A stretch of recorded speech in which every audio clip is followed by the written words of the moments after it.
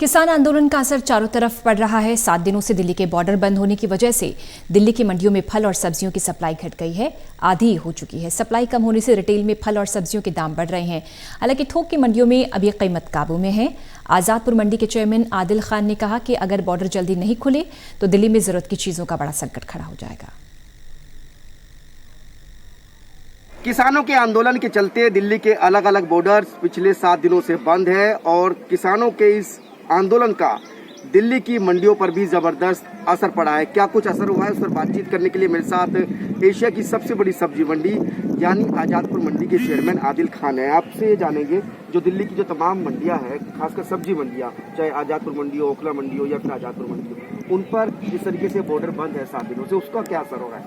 देखिए, जैसा आप सभी जानते हैं कि पिछले 7 दिनों से देश का किसान आंदोलन कर रहा है, देश का किसान सड़कों पर है।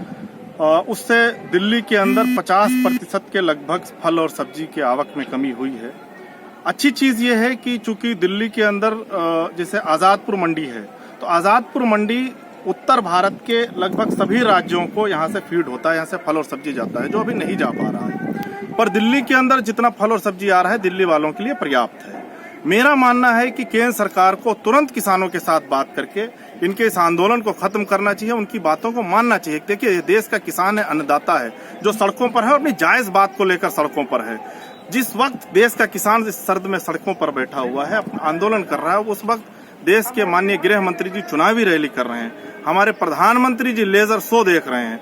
मुझे लगता है केंद्र सरकार को तुरंत बैठकर किसानों की बात माननी चाहिए, अपनी सारी हठधर्मी छोड़कर किसानों के साथ बैठकर वार्ता करना चाहिए, उनकी बात माननी चाहिए, ताकि देश और दिल्ली और देश के जो हिस्से हैं, देश के दूसरे हिस्से हैं, वहाँ फल सब्जी के अलावा जो दूसरी जरूरतों के सामान है, जैसे दूध है और भी बहुत सारी चीजें हैं, उनकी आपूर्ति पूरी तरीके से हो। आप कह रहे हैं कि 50% तक फल और सब्जियों की जो सप्लाई है वो कम हो गई है, तो किन राज्यों से आपके यहाँ सबसे ज्यादा ये फल सब्जी आती थी और किन राज्यों से आना बंद हुआ है? और ट्रकों की अगर बात करें तो क्वांटिटी की अगर बात करें, अब क्वांटिटी में कितना आ रहा है माल? देखिए, पहले दिल्ली के अंदर लगभग 2 से 2.5 हजार ट्रक आते थे, जो अब घटकर 1,000 के आसपास ट्रक दिल्ली के अंदर प्रवेश कर पा रहे हैं। वो भी जो लोग जानते हैं दूसरे रास्तों से, जो गांव के रास्ते हैं, इधर उधर से दिल्ली में प्रवेश कर पा रहे हैं। जैसा आप देख रहे हैं कि दिल्ली के जो अधिकतर जो बड़े बॉर्डर है, जिधर से पंजाब, हरियाणा, शिमला, कश्मीर अभी सेब का सीजन है, उधर से भी गाड़ियां नहीं आ पा रही हैं।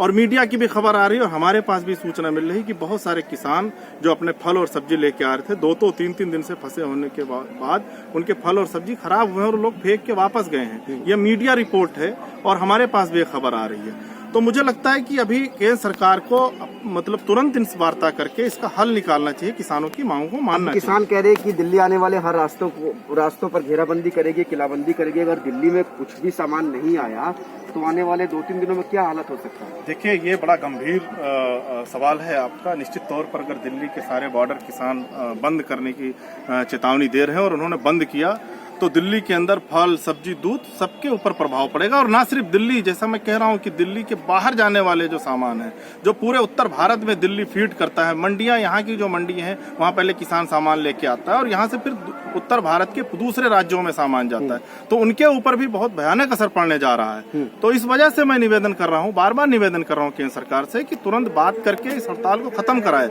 वरना पूरी व्यवस्था चरमरा जाएगी।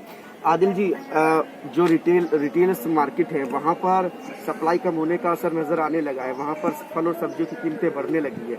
और अगर मंडियों की बात करें, क्या मंडियों में कीमतें प्रभावित हो रही है? देखिए, मंडी के अंदर अभी बहुत ज्यादा फल और सब्जियों की कीमत नहीं बढ़े हैं, लेकिन चूंकि माहौल है तो मुझे लगता है इस माहौल को देखते हुए रिटेलर्स ने अपने रेट बढ़ा दिए हैं।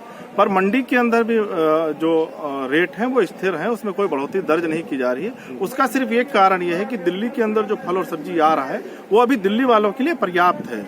तो दिल्ली के लोगों से मैं अपील करना चाहता हूं कि अभी घबराने की जरूरत नहीं है, परेशान होने की जरूरत नहीं है, पर निश्चित तौर पर केंद्र सरकार को हस्तक्षेप करना चाहिए और इस हड़ताल को, इस आंदोलन को तुरंत खत्म कराना चाहिए, ताकि भविष्य में 2-3 दिनों में, जैसे आप बता रहे हो कि दूसरे बॉर्डर पे ही सील होने जा रहे हैं, तो अगर सारे बॉर्डर सील हो जाएंगे तो निश्चित तौर पर चिंता का ये हमारे चिंताजनक है और इसके लिए इसके प्रभाव ठीक नहीं होंगे। तो बिल्कुल, किसानों के आंदोलन के चलते दिल्ली में जो मंडियां है वहां पर सप्लाई घटकर सिर्फ 50% रह गई है, जहां आजादपुर मंडी में रोजाना 2000 ट्रक्स आते थे, वो किसानों के आंदोलन के चलते अब सिर्फ 1000 ट्रक्स रोजाना आ रहे हैं। और इसका असर न सिर्फ दिल्ली तक सीमित है बल्कि दिल्ली के जो आसपास के जो इलाके हैं वहां पर भी इस आंदोलन का असर नजर आ रहा है। और खासकर अभी मंडियों में तो फल और सब्जियों के दाम जो है वो काबू में है, लेकिन जो रिटेल्स मार्केट है वहां पर फल और सब्जियों के दामों में इजाफा देखा जा रहा है। तो यानी